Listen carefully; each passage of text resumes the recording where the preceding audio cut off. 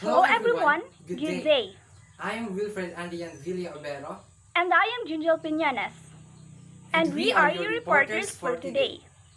Our topic is all about supporting research in philosophy, which may revolve in the additional knowledge about the previous philosophies being discussed.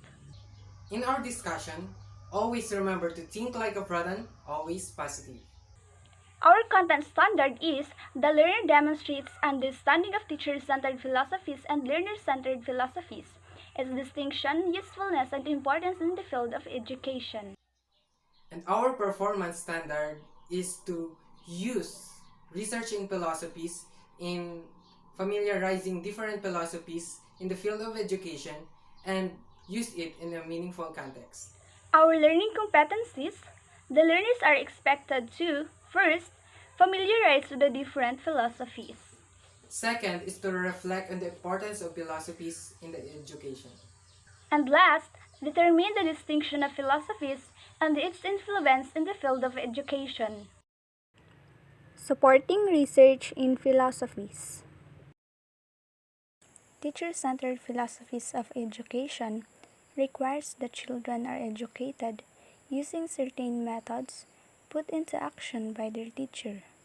Meaning to say, teacher-centered philosophies force the students to adjust to the teacher.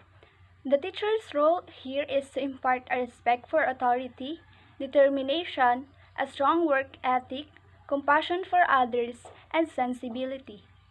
The teacher-centered philosophies are the essentialism and perennialism.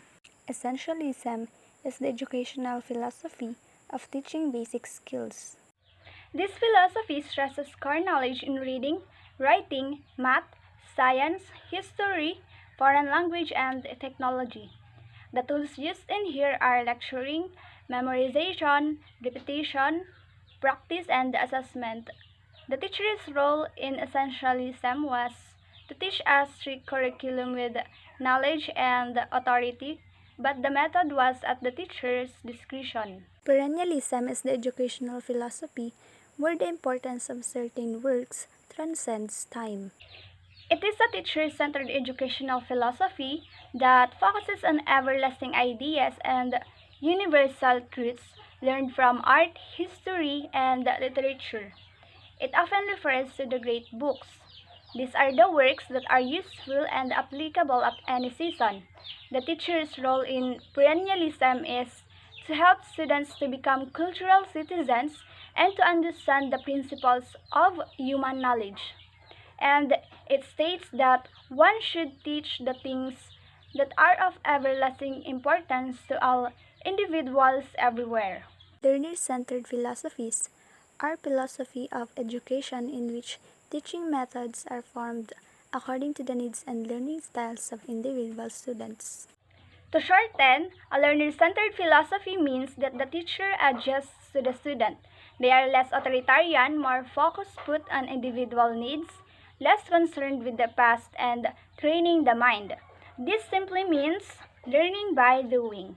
Learner-centered philosophies are the progressivism, humanism, and constructivism. Progressivism states that ideas should be tested by experimentation and that learning is rooted in questions developed by learners.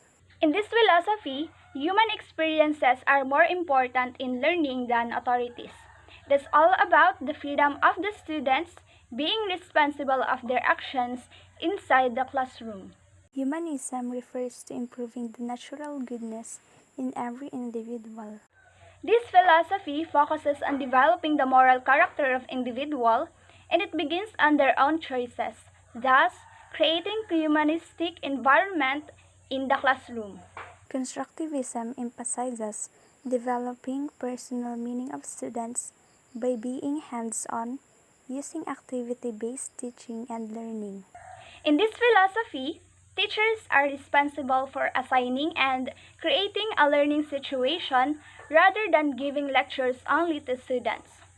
It encourages students to develop personal meaning and their critical thinking skills. We come now to the similarities and differences of teacher-centered philosophies and learner-centered philosophies.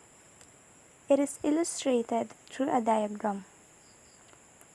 As you can see on the left side of the diagram is the teacher-centered philosophies, and these are the differences of it. Students put all their focus on the teacher. The teacher talks while the students listen. During activities, students work alone and collaboration is discouraged. On the right side of the diagram is the learner-centered philosophies, and these are the differences of it. Students and instructors share the focus when the classroom operates. Students and teachers interact equally instead of listening only to teacher. Group work is encouraged. There's a collaboration and communication between students. In between of the diagram is the similarities of the two.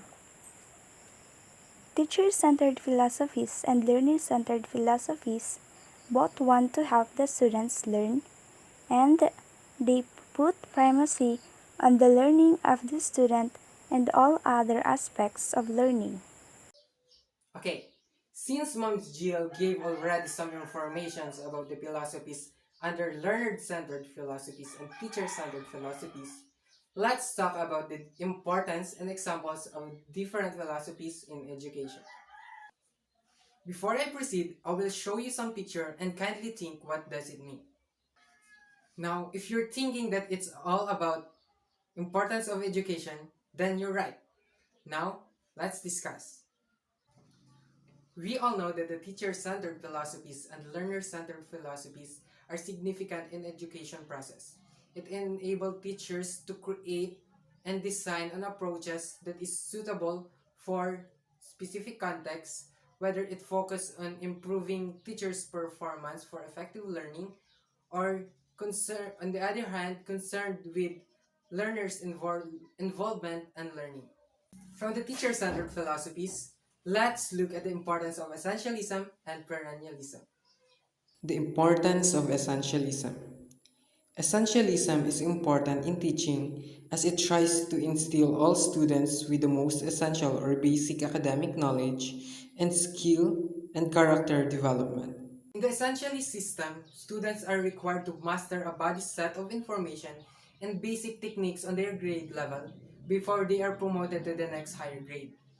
Meaning to say, it ensures that all students will get all the essential knowledge they needed and will have practical minds in life.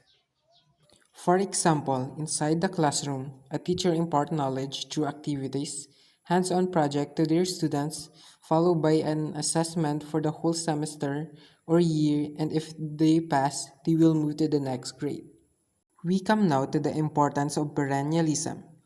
It is important as it recommends the students learn from reading and analyzing the works by history's finest thinkers and writers. From that idea, it is important for the reason that the idea being taught are as relevant and meaningful today as when they were written.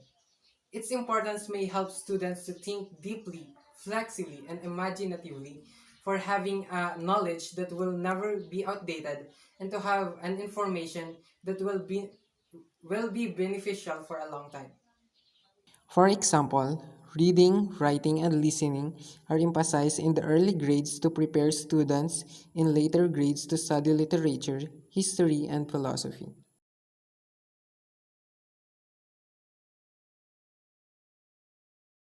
The importance of progressivism. It is important in education for believing that individuality, progress, and change are fundamental to help students learn actively. Here in progressivism, it allows the individual brain to actively learn and develop so as the individual grow, learning becomes easier. Because it does not just prepare you to become an adult, but it equip you on your continuous growth and learning. For example, Jans actively learn through discussions and hands-on project for learning takes place rather than memorization. The importance of humanism. Its importance is that it encourages learning, focuses on the specific human capabilities, including creativity, personal growth, choice, where students learn based from their preferences, and natural goodness. Humanism also allows learners to learn based on their interest, decision to pursue their natural goodness, and use it in learning. For example, Brody is in charge of his learnings and teacher Angela serves as guide who will just lead to the right way. The importance of constructivism.